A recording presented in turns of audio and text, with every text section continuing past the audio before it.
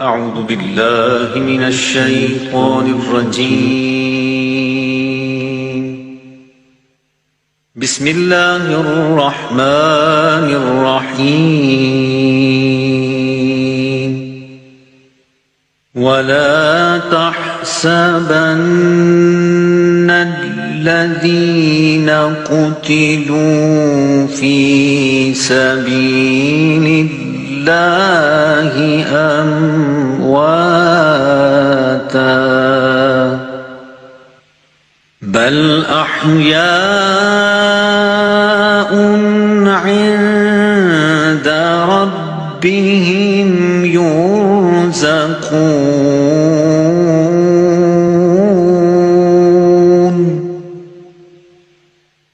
فرحين بما آتاهم الله من فضله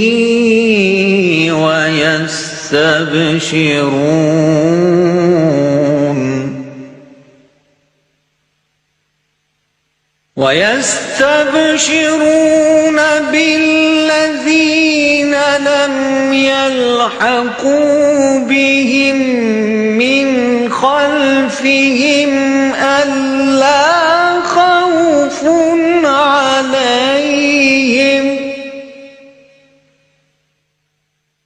ألا خوف عليهم ولا هم يحزنون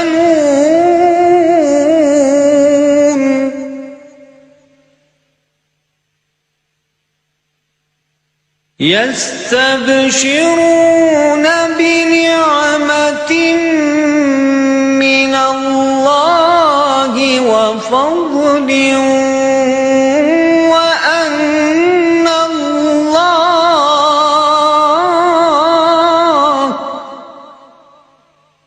وأن الله لا يضيع أجر المؤمنين.